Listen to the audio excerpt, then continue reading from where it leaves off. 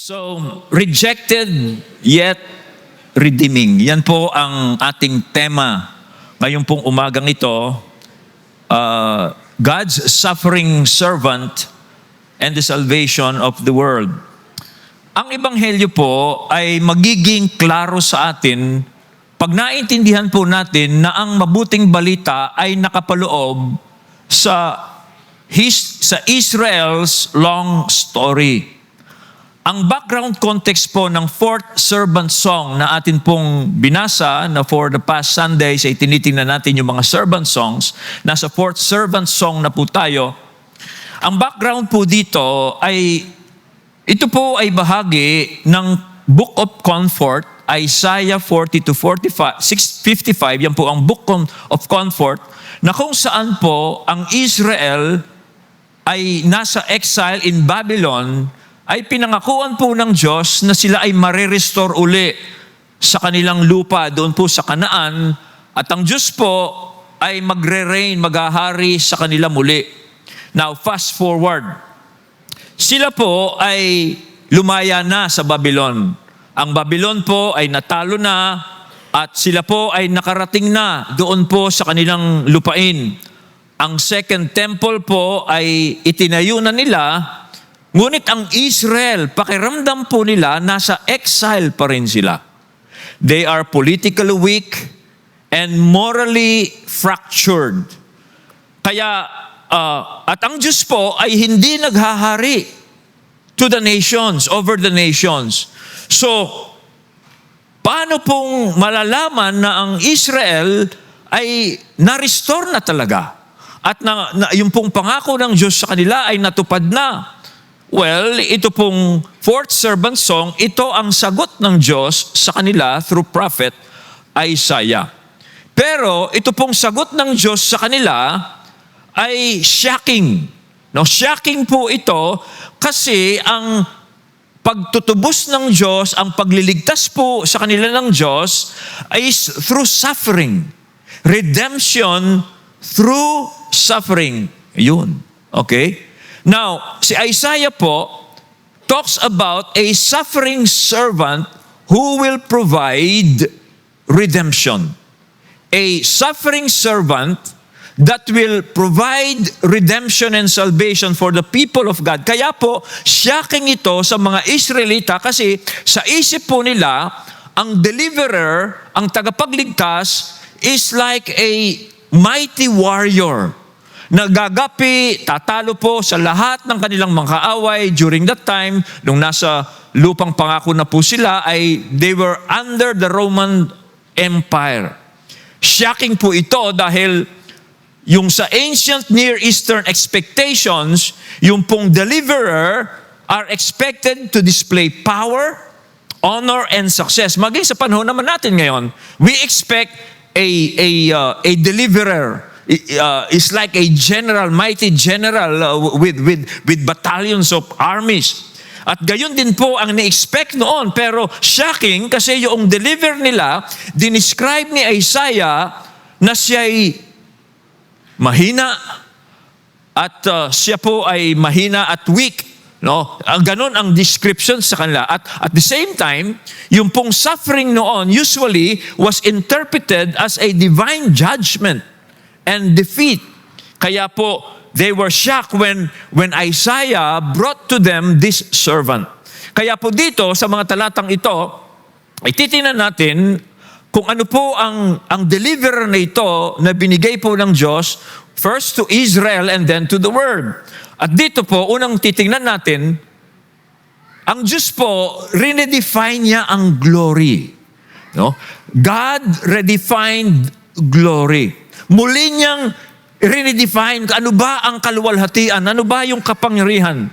Sa unang bahagi po ng binasa nating talata, ang Diyos po, pinakilala niya yung kanyang servant, yung kanyang lingkod.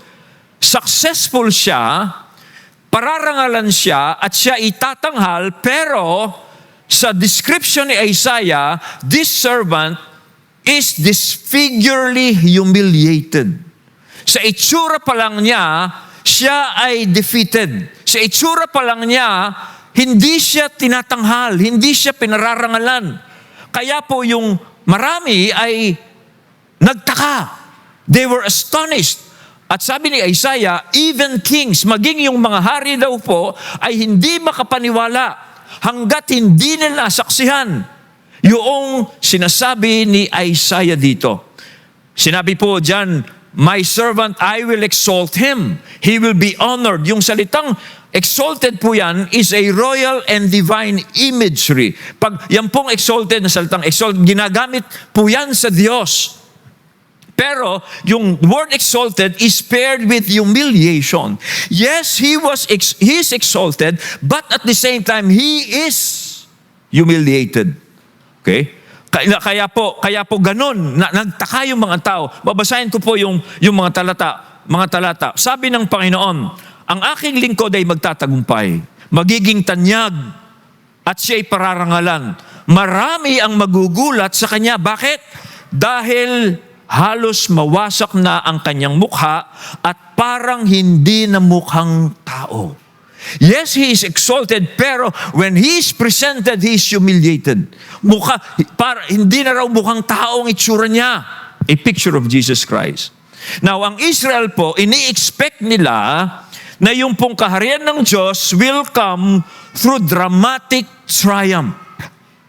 Pero si Isaiah, pinresent po niya itong deliverer na ito in a cruciform victory. Ibig sabihin, crucified form. Yung victory, yung kingdom of God is not presented in a dramatic triumph, but rather yun, cruciform victory. Ibig sabihin, it is in a crucified form. It is in a suffering form. Okay?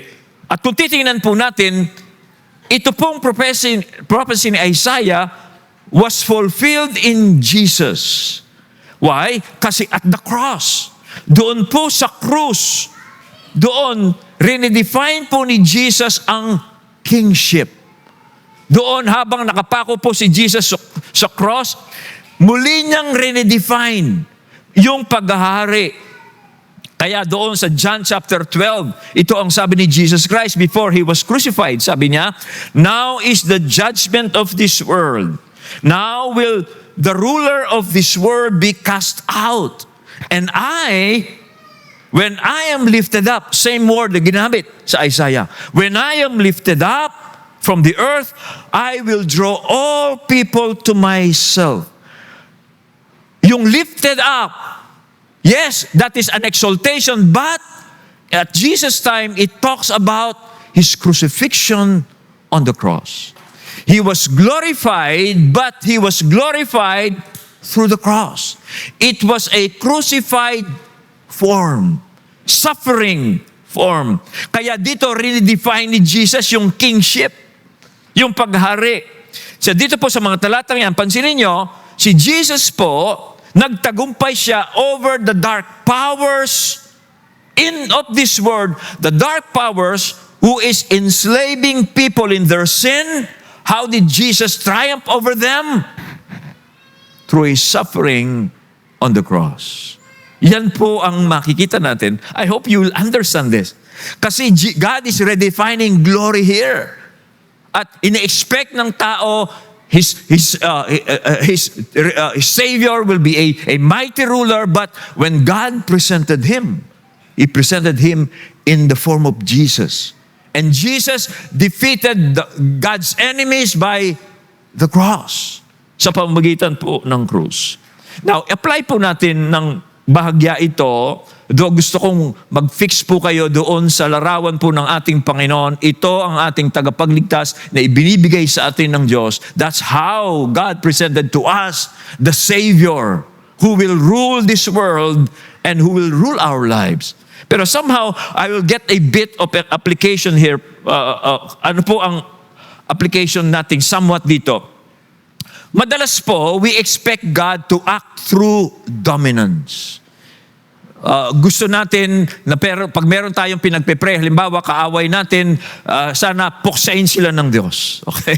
Yung mga kaaway natin sa office, yung kaaway natin sa mga kalase natin, binubuli yung anak natin, gusto natin patayin ng Diyos. O kaya pilayin ng Diyos yung bumubuli sa anak natin. We expect God to act through dominance, through overpowering those who oppose God, through violence and force. Pero alam ho ba ninyo, God does not act that way. Hindi po ganyan kumilos ang Diyos. God chooses self-giving love. Ganyan po kumilos ang Diyos. Okay? Tayo gusto natin, ganun nga ang, sana yung mga ayaw kumilala sa Diyos, sana pilayin sila ng Diyos, sana magutom sila, sana ma-aksidente sila. No! Hindi po ganyan kumilos ang Diyos. Ang Diyos, when He moves, He chooses self-giving love. Nagbibigay siya ng kanyang sarili out of love. Kaya yung John 3:16, mababasa natin yan. For God so loved the world that He gave His only begotten Son. That's how God dominates. That's how God rules. Now, tayo po as Messiah people, kailangan po i-resist natin yung triumphalism. Ano yung triumphalism? Yung bang para masabi nating nagtatagumpay tayo sa mga taong halimbawa ayaw natin o ayaw kumilala sa Diyos, mapupuksa sila. That is triumphalism.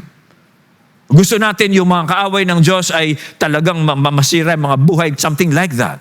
No, kailangan po i-resist natin yung ganon dahil ang Diyos po hindi siya ganon. Okay? And kailangan nating rediscover, ano yun? Cruciform obedience. Pag sinabing cruciform obedience, we are obeying God though there is suffering in our part. Yan po ang gusto ng Diyos. That's how we win over people. Okay? Na meron tayong kaaway, anong gagawin natin? Hindi natin sila sasaktan, kundi paglilingkuran natin sila. That's how God won the world, and that's how we as Messiah people will win the world. Through self-giving love, through service done in humility. Naalala ko po yung kwentong na sinabi ng pastor, taga-Korea, meron daw po siyang isang member, ito po yung nangyari sa Korea, isang member, na babae siya, na yung asawa niya talagang pinipigilan siyang mag-church, pinipigilan siyang umattend sa gawain, mapusok yung asawa niyang lalaki, kaya binubugbog niya yung kanyang asawang babae. Okay? At pero, ganun pa man, ay umaattend pa rin yung babae sa gawain ng Panginoon. Umaattend pa rin siya kahit na tinetret siya ng asawa niya, binubugbog nga siya, there are times na busarado siya, pero attend pa rin siya ng church. Pero alam niyo ba ang ginawa ng babae? Hindi siya tumigil.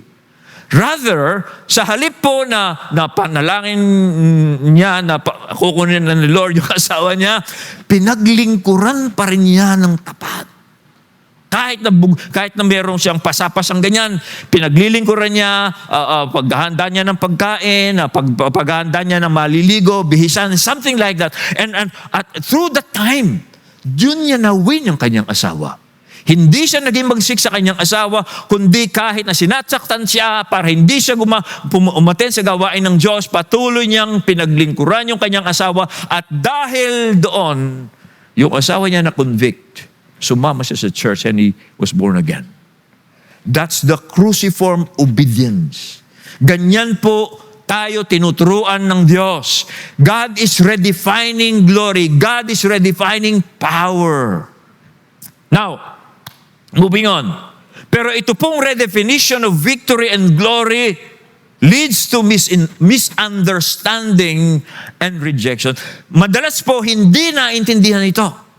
Hindi naintindihan. At ito pong ganitong klaseng pagtatagumpay ay nire-reject po ng tao. So, let's go to the second major point. Ang Israel po, sa kanyang kasaysayan, Israel failed to recognize God's saving work through the Messiah. Ang servant po dito, sa presentation ni Isaiah, is rejected. Dahil hindi po niya minamatch yung expectation ng Israel on how God would end sin and exile sa buhay po ng mga Israelita. Ang Israel po longed for a deliverer from their Roman captors through a revolutionary warrior. Pero nung dumating po yung servant ng Panginoon, this servant looks weak, insignificant. He looks defeated. Kaya po yung Isaiah 53 verse 2 and 3, yan po ang dinidescribe ni Isaiah dito, yung pong Jesus on the cross. Kasi at the cross, kung titingnan mo, si Jesus at the cross was despicable. Hindi siya kaakit-akit. Hahamakin mo siya at the cross. He was not very attractive. Pero ang Israel, they're waiting for a conqueror. Kaya po sabi sa talata, dinidescribe ni Isaiah, yung larawan ni Jesus, doon po sa verse 2 and 3, itong sabi, wala siyang kagandahan. O katangiang makakaakit sa atin para siya'y lapitan. Hinamak siya at itinakwil ng mga tao, dumanas siya ng mga sakit at hirap, tinalikuran natin siya, hinamak at hindi pinahalagaan. Bakit? Because at the cross. Ikaw ba, pag nakita mo si Jesus on the cross, lalapitan mo siya? He looks terrible. He looks weak. Hindi ka maaakit sa kanya. Walang isang bagay na ma-attract ka sa kanya. Yan ang description niya. Kaya yung Israel were shocked. And hindi nila ma-recognize na ito ang paraan ng Diyos para maligtas sila. Now, why was Jesus rejected by His own people? The people He came to save? Well, una, si Jesus po kasi, He refuses violent revolution to defeat Israel's enemies. Nire-reject ni Jesus yung violent revolution. Kaya po nireject siya ng kanyang bayan. Pangalawa, kinukorek po ni Jesus yung pananaw at paniniwala po ng mga Israelita sa kanilang pananaw sa pagliligtas, at si Jesus po ay nag-o-offer siya ng mas malalim na paraan ng pagliligtas. Kaya po makita natin ang exile, yung kanilang pagka-exile, pagkatapon po dun sa Babylon, hindi lamang yun geographical. Hindi lamang po sila natapon sa Babylon, kundi yung kanilang exile ay meron pong mas malalim na senyales. Kaya sila na-exile dahil sila ay nagkasala laban sa Diyos. Dahil sila ay disobedient sa covenant ng Diyos. Dahil nagrebelde po sila sa covenant ng Diyos sa kanila. Kaya yung exile is a form of curse. Pero sila hindi nila nakikita yon. Okay? Kasi po ang Diyos, sa kasaysayan ng Israel, merong pakipagtipan ang Diyos sa Israel na sila ay susunod sa Diyos at ang Diyos pangangalagaan sila. Pero pag sila ay nagtaksil sa Diyos, ang parusa ng Diyos is exile. Pag sila'y nagkasala, disobedient, rebellious, i-exile sila. At si Jesus kaya, nung dumating siya, gusto niyang sabihin sa kanila, ito ang dahilan, bakit kayo nasa exile? Sila naman, hinahanap nila, hinihintay nila ang isang conqueror. Kaya si Jesus po ay kinukorek niya yung kanilang pananaw sa kaligtasan ng Diyos. Again, let us apply this in our personal lives. Tayo po ay nag-i-struggle pa rin to accept a Messiah na kinukonfront po yung ating disobedience at kasalanan bago i-confront ng Diyos yung ating mga kaaway. Ganito po ibig ko sabihin. There are times we want God to intervene in our situation. Pero ang Diyos gusto niyang confront tayo sa ating disobedience. Na hindi siya makagawa because of our disobedience. Gusto ng Diyos, halimbawa, yung lalaki, yung babae, kinukomplain niya yung asawa niya, mananampalataya yung babae, pero yung lalaki, hindi siya mananampalataya, gusto ng babae na yung asawa niya makonvert. Pero yung babae, gusto niya dali-dali. At pero yung babae, hindi siya marunong, hindi naman siya naglilingkod sa asawa niya. Kaya yung lalaki, wala siyang makikita. So gusto ng babae, baguhin ng Diyos yung asawa niyang lalaki, pero yung babae, hindi niya binabago yung kanyang trato sa kanyang asawa. Something like that. Okay? Gusto niya pumanig ang Diyos sa kanya, pero hindi naman siya panig sa Diyos, yung babae. Kaya anong sabi sa Bible? Isang halimbawa lamang po yan, ha? Ano sabi sa Bible? Yung mga maasawang babae, sabi niya, magpasakop kayo sa inyong asawa. Kahit na, nang sa ganon, kahit na hindi kayo magsalita, ay mawiwin ninyo ang inyong asawa sa pamamagitan ng inyong mabuting pag-uugali, sabi niya. Pag nakita nila ang inyong respectful at pure conduct, kahit na hindi kayo nagsasalita, yung asawa niyong lalaki, maaaring mawin ninyo. Yun ang confrontation na tinatawag. Okay? So we want God to intervene for our sake, pero hindi natin hinahayaan Diyos konfrontahin tayo sa ating disobedience. Okay? Isa pang halimbawa, yun namang lalaki. Christian yung lalaki, yung asawa niya, hindi. Yung babae, hindi. Ngayon, yung lalaki parang, lalaki ako dito, dapat sumusunod ka sa akin. Parang gano'n. Gusto niyong baguhin. No.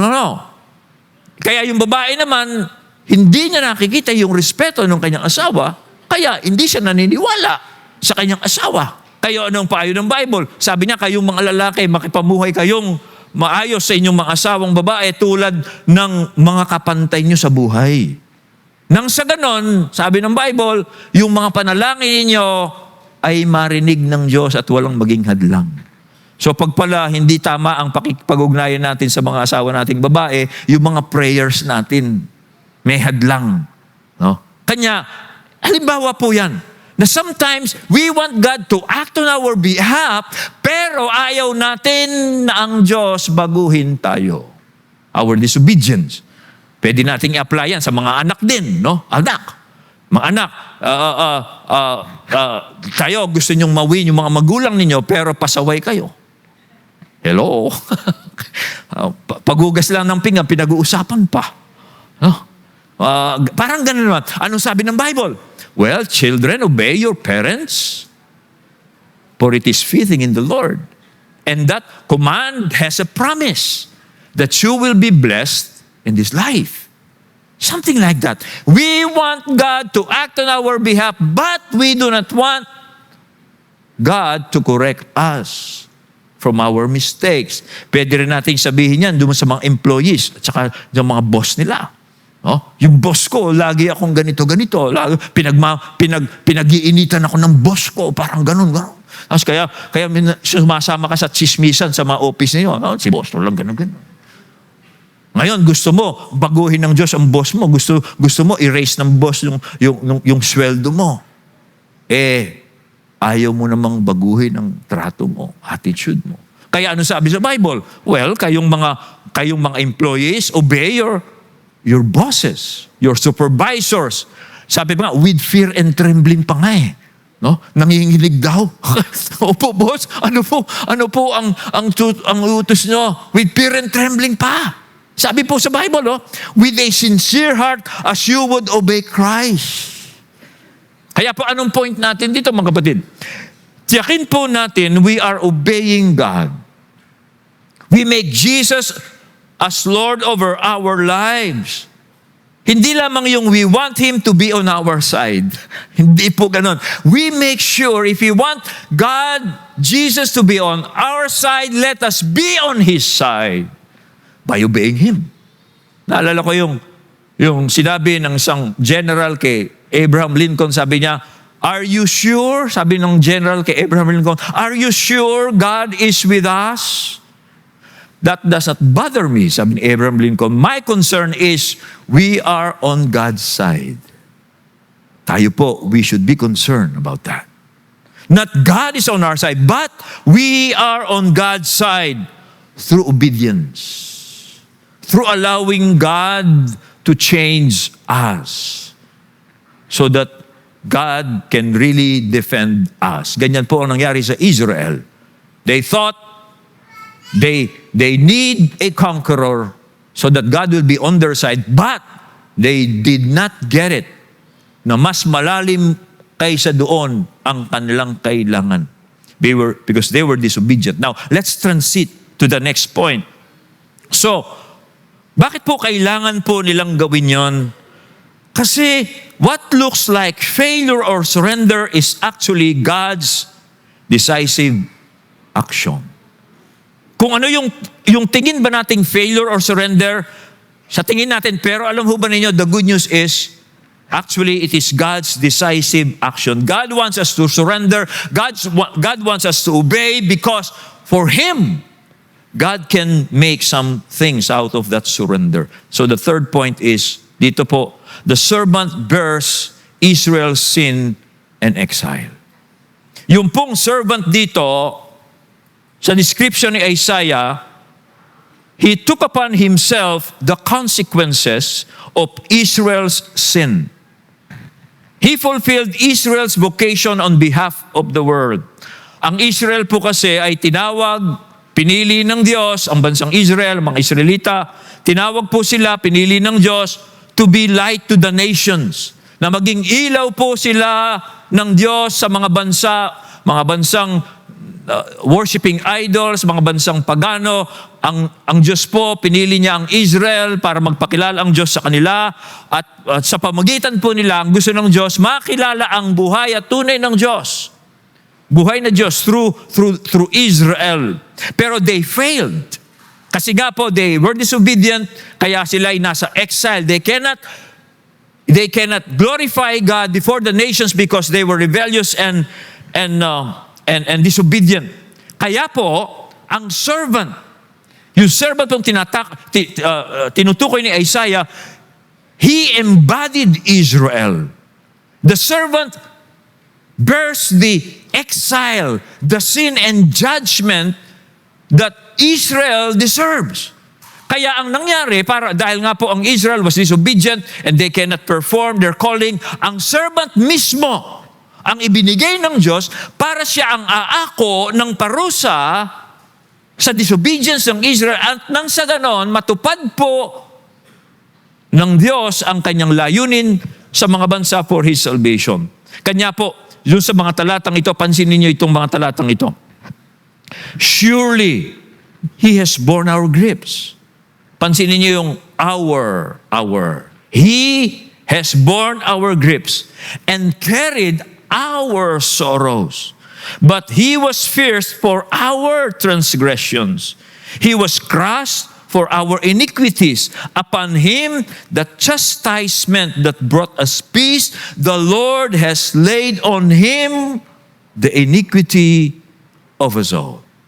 Meron pong yung pong kaparusahan ng Israel ay ipinatong sa servant. Kinako ng servant. Now, gusto ko pong ipaliwanag sa inyo ito, hindi lamang po ito abstract atonement. Anong abstract atonement? Hindi po yan simpleng pagbabayad ng kasalanan ng Messiah, ng servant, doon sa kasalanan ng Israel. Yan po ay covenantal narrative. Pag sinabing covenantal narrative, yan po ay kinukwento ni Isaiah yung nangyayari dito. Merong kwento behind yung pong pagkapako ni Jesus on the cross. Ang Israel po kasi, they failed God, so the servant fulfilled in himself the failures of Israel. Kaya covenant narrative yan.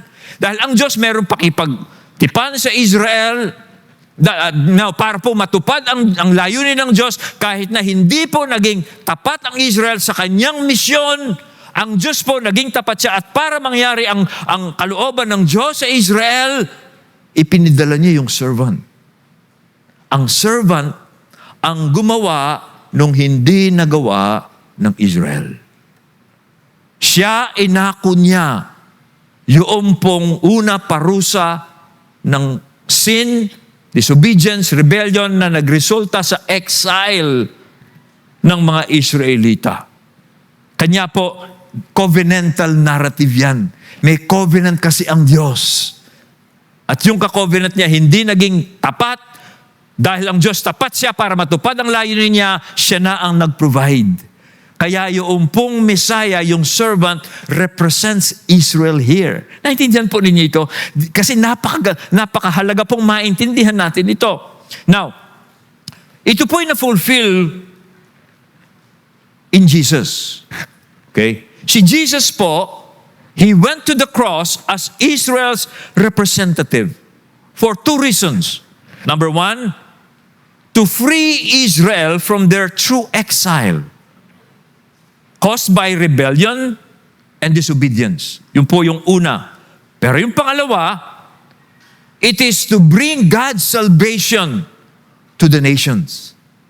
Kasi nga, ang gusto ng Diyos, iligtas niya yung bayan, yung ibang bansa through Israel. Pero ang Israel, naging taksil. Hindi niya nagawa yung layunin ng Diyos. Kaya ang Diyos nagbigay ng servant niya, nakakatawan sa Israel, at siya ang parurusahan nang sa ganon, hindi lamang maligtas ang Israel sa exile and sin, at para ang salvation ng Diyos ay dumating sa mga Gentiles. Sino yung mga Gentiles? Tayo yun. So, iyan po ang backstory ng gospel. At pag naintindihan po natin ito, mga kapatid, you will appreciate how God is truly faithful. How God is true. Okay? Now, so, gusto ko lang emphasize po itong bagay na ito. Ito, matagal ko na rin gustong sabihin sa inyo ito. Hindi lang ako nagkakaroon ng pagkakataon. Ngayon, meron naman akong pagkakataon. I want to emphasize this. On the cross, ang Diyos po, hindi niya kinondem si Jesus. Ang kinondem po ng Diyos on the cross was sin. Hindi po kinondem, pinarusahan ng Diyos si Jesus on the cross. Rather, ang kinondem po ng Diyos ay ang kasalanan. Sin in the flesh. Hindi po niya kinondem si Jesus. Hindi niya pinarusahan si Jesus. Ang ginawa po ng Diyos, God condemned sin in the flesh of Jesus. Pero God did not hate Jesus. In fact, God delights in Jesus. And Jesus, sabi niya, my Father loves me because I'm laying down my life. God never hated His Son. Okay? Gusto ko maintindihan niyo yan. Kasi mali pong salvation narrative na kaya raw po namatay si Jesus dahil ang tao hindi niya nagawa ang commandment ng Diyos, kaya para patawarin tayo ng Diyos, si Jesus ang pinarusahan doon sa pagkakasala natin, nang sa ganon ay patawarin tayo ng Diyos. That is a wrong salvation narrative. Okay? Ang totoo po, ang kinondem ng Diyos, hindi si Jesus, kundi yung sin natin. Inipon po ng Diyos ang lahat ng kasamaan, kasalanan, kadiliman po ng tao at ipinatong po sa katawan ni Kristo habang siya'y nakapako sa krus. Para po i-condemn ng Diyos yung sin, making sin powerless. Look at this verse. Romans 6:8. By sending His own Son in the likeness of sinful flesh, and for sin, He condemned sin in the flesh, not Jesus. Okay? So that is a wrong narrative, thinking that God punished His Son instead of us because we cannot keep His commandment. That is a wrong narrative. Okay? Ang totoong dahilan po why we cannot obey God and we cannot keep His commandment, because we are slave to sin. Tayo po ay alipin ng kasalanan. Kaya hindi natin masusunod yung kautusan ng Diyos. Kaya para masunod natin ng Diyos, God condemned sin in the flesh of Jesus so that now we can obey God. Naintindihan po ninyo? Kaya ngayon, if na-born again ka, hindi ba gusto mong sundin ng Diyos?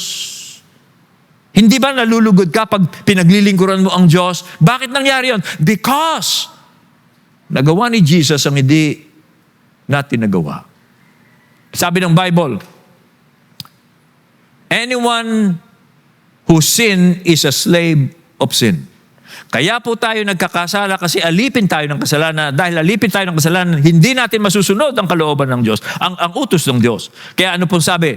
If the Son sets you free, you will be free indeed. So gusto ko lang pong linawin yan. Matagal ko nang gustong sabihin sa inyo para po i-adjust nyo ang inyong salvation narrative. God did not hate His Son. God did not punish His Son instead of us. Rather, God condemned sin in the flesh of Jesus so that we can obey God. We cannot obey God before we met Jesus because we were a slave to sin. But now that God condemned sin in Jesus, by the Holy Spirit, because of faith in Jesus, we can now obey God. We can now serve God. Okay? God is not judging us depende yan kung na-obey natin yung kanyang commandment o hindi. No, God is now judging us whether we believe on His Son, Jesus Christ. Okay, now let's apply this. Ang cross po reveals the seriousness of sin and the depth of God's covenant love. Bakit seriousness of sin? Kasi dito po, para lumaya po tayo sa pagkaalipin natin sa kasalanan, sa kanyang malalim na pagkaugat sa atin ng kasalanan, at dahil malalim po ang pagkaugat ng kasalanan sa atin, we are enemies of God. Ayaw natin sa Diyos. Di ba ganyan ang kalagayan natin nung wala tayo kay Kristo? Ayaw natin sa Diyos. Ang isip natin, ang Diyos KJ siya. Pag naging seryoso tayo sa Diyos, hindi tayo maging Diyos. Kaya ayaw natin sa Diyos. Ganyan kalalim ang impluensya ng kasalanan sa atin. Kaya, para po lumaya tayo dyan, just imagine God has to put it out, put it powerless through Christ's body. Seriousness of sin. Now, bakit naman pinapakita yung depth, lalim po ng covenantal love ng Diyos? Well, dito makita nyo, God is very willing to sacrifice His own Son to remain faithful to His covenant. Para lang maging tapat ang Diyos sa kanyang covenant. Hindi naging tapat ang Israel. Binigay ng Diyos ang kanyang anak para matupad niya sa pamagitan ng kanyang anak ang hindi nagawa ng Israel. Yan po ang depth of God's covenant love. Okay, bakit po ginagawa ng Diyos to? O bakit ginawa ng Diyos to? Because God is love. God is love. Yun ang essence niya. Yun ang nature niya. Kaya, nung nakikita ng Diyos, ang tao na alipin ng kasalanan, na sinisira siya ng kasalanan, hindi kayang tiisin ng Diyos ang tao. Na ganung mabuhay. Sinisira ng tao ang kanyang sarili at sinisira ng taong mabuting kalikasan ng Diyos at hindi matatim ng Diyos na wala siyang gagawin para iligtas niya ang tao at iligtas niya ang mabuting creation niya. Kaya ang sabi by Bible, for God so loved the world, love, that He gave His only begotten Son. Okay? Kaya po, ginawa ng Diyos ito because He is love. I pray that you will see God is love. Yun ang essence niya. Kaya po niya ginawa yun. Pangalawang application po, we are healed not by denying sin, but by God dealing with it fully in Christ. Hindi po tayo we are healed. Gumagaling po tayo sa kasalanan hindi by denying our sin, kundi by believing God has dealt with it through Christ. Ano po bang ginagawa ng kasalanan sa atin? Well, kung babasahin niyo po yung Isaiah, makikita niyo, sin causes us sorrows and grief. Ang kasalanan po, yan ang dahilan ng kalungkutan at kapanglawan po ng tao, bagamat ang tao ay dinideny niya ito. Kaya siya hindi masaya sa buhay, ganito, dahil po sa kasalanan, umaayaw siya sa Diyos. Yun po ang nagagawa ng kasalanan. Okay? Kaya po dito, sinasabi po ni Isaiah na yung sorrow at saka griefs is caused by our transgression and iniquity. Bagamat po, dinidinayan ng tao. Okay? Kaya dito, by the way, ano ba yung kasalanan? Kasalanan po ganito. You are making your own standard of right and wrong. That is sin. Ikaw mismo ang gumagawa ng standard kung ano tama o mali. Hindi ka na nagdidepende sa Diyos. Kaya, ang tao ngayon, lito. Lito. Kasi siya ang nagdi-define ng kasalanan eh.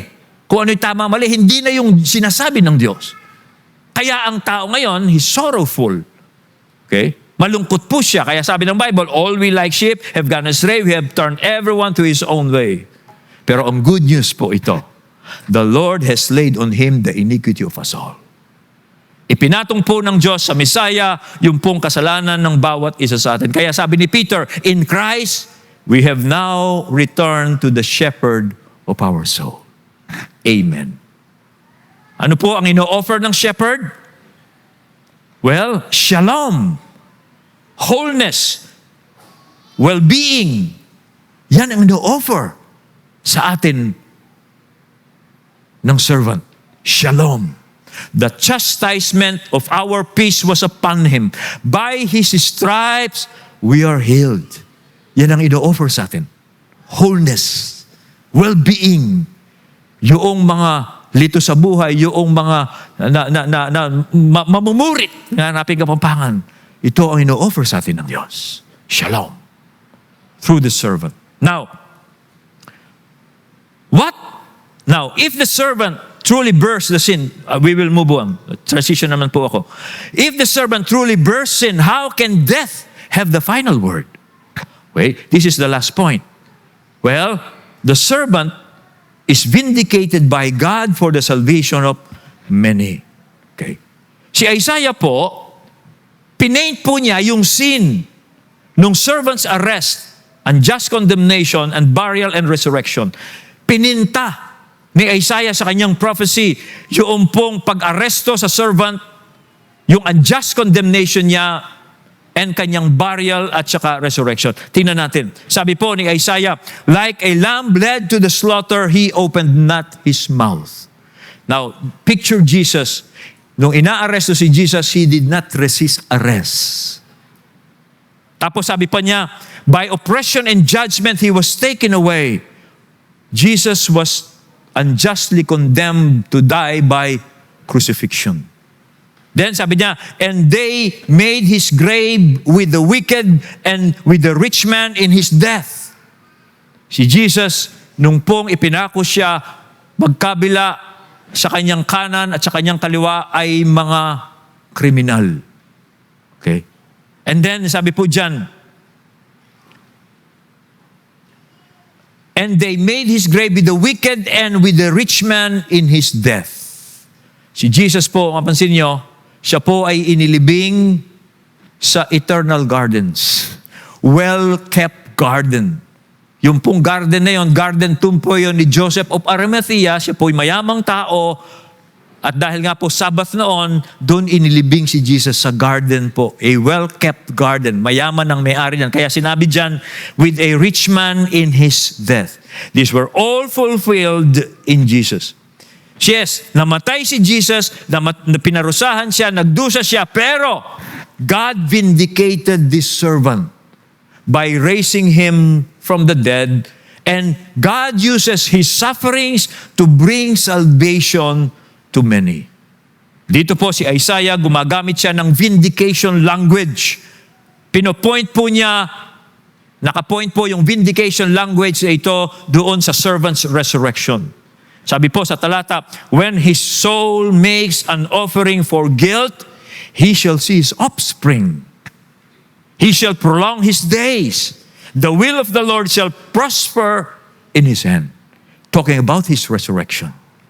Yes, siya'y nagdusa. Inoffer niya yung kanyang sarili for the guilt of sin, but he shall see his offspring. Yung mga maniniwala sa kanya. Yung mga tupang naliligaw, maniniwala sila sa kanya, that is his offspring. And then sabi niya, he shall prolong his days, that is his resurrection. Okay. So, yan po makita natin, yes, the Messiah died and suffered, but he was vindicated. For what? For the salvation not only for Israel, but for the whole world. So what is our application here? Yung blessing po ng servant sa kanyang suffering, ito po ang blessing niya. One, sin is defeated, causing exile. Yan po ay para sa Israel. Pangalawa, by the way, ang resurrection po ni Jesus is God's public declaration that the sin and exile has been defeated. Pangalawa, righteousness for many. yan po ay para sa mga Gentile nations. Hindi lamang para sa Israel, kundi para sa mga Gentile nations. Tayo po yun. Tayo pong mga lumaki, sumasamba sa mga Diyos-Diyosan. Sinasamba si Apo Iro, sinasamba si Santa Cruz na Panyong Pino, ganito. Yan po, tayo yan.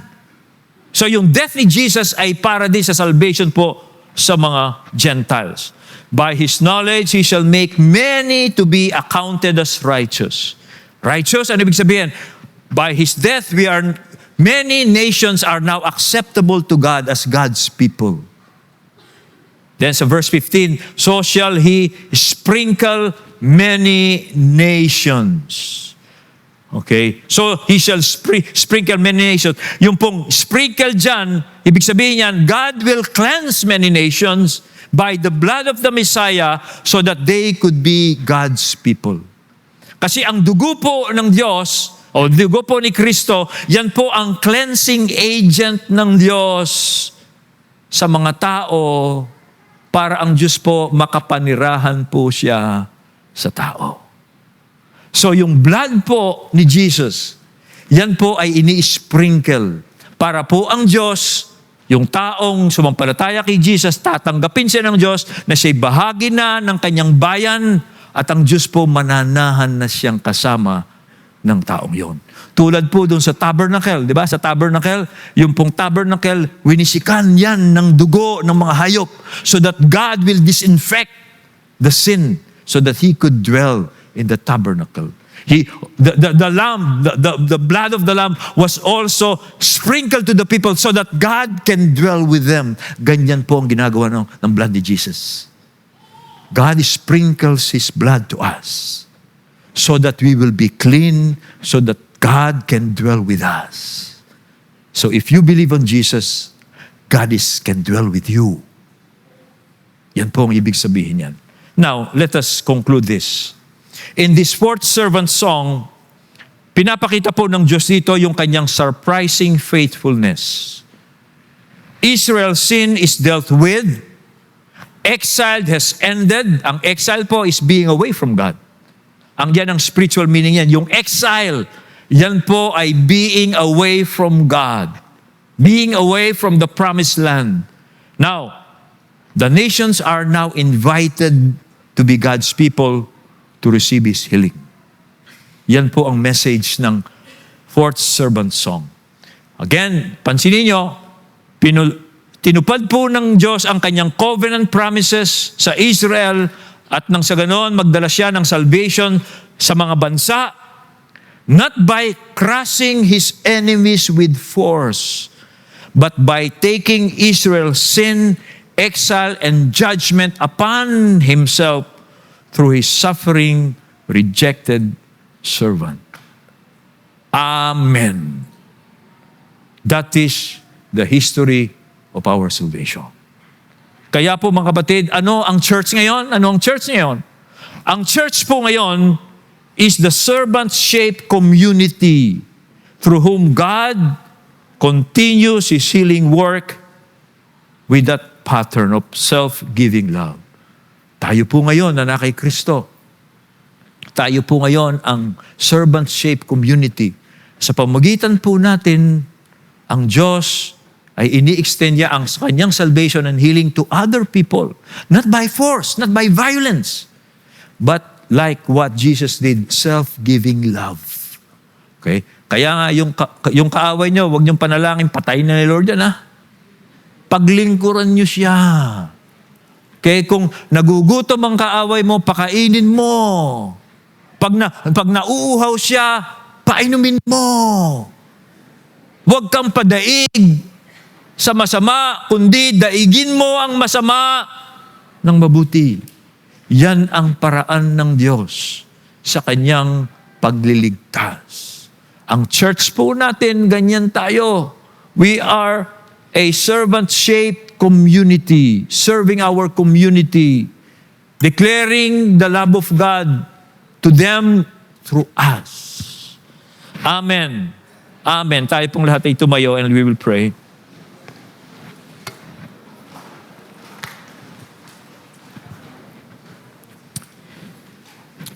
Sino po sa inyo dito ang alipin ng kasalanan? Hindi nyo masunod ang Diyos. Ayaw nyo sa Diyos.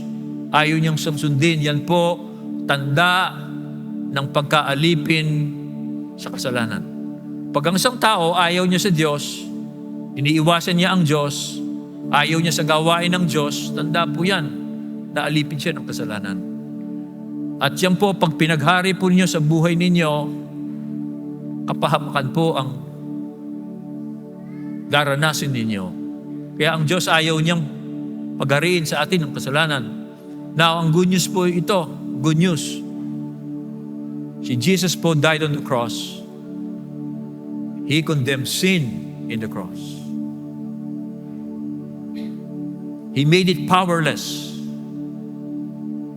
Kaya kung sasampalataya ka kay Jesus as the Messiah, servant, you will be free from sin and you will obey God.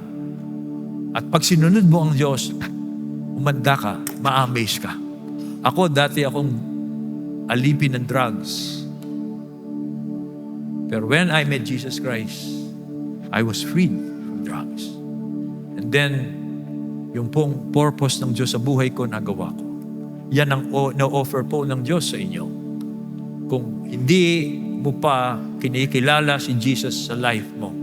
Jesus is not about religion.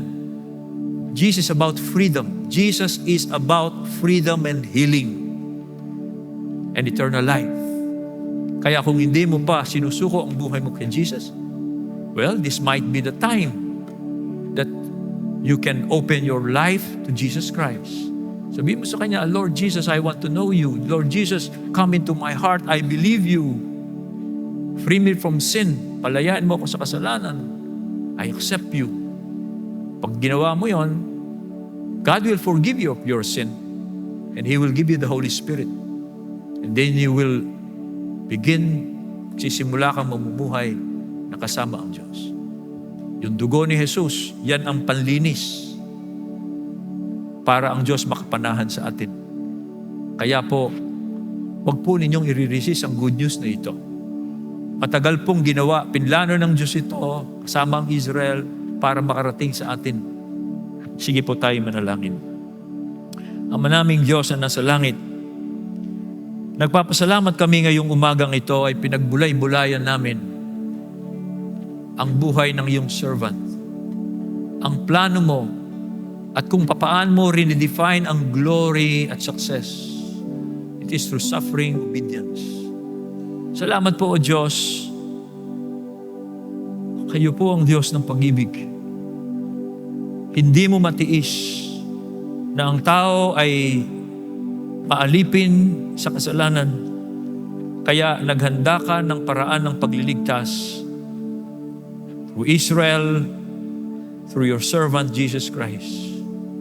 Oh God, may we live under your grace.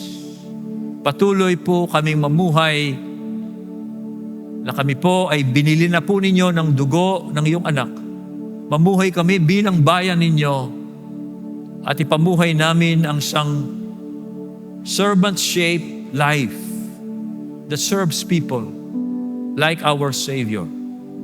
O Diyos, wag na naming itago yung aming mga disobedience, yung aming pong mga paglabag sa iyo, rationalizing this disobedience. Dahil hindi po ito makabubuti sa amin. Bagkos, O Diyos, ay aminin po namin ang mga bagay na ito sa iyong harapan.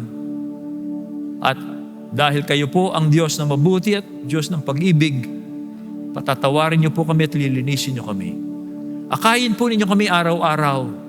Hanapin ka namin sa aming mga buhay. Bigyan mo kami ng karunungan kung paano pa kami mamumuhay bilang iyong bayan, bilang iyong iglesia dito po sa mundong ito. O Diyos, dahil kami ang ginagamit ninyo para po sa kagalingan, kaligtasan ng mga tao.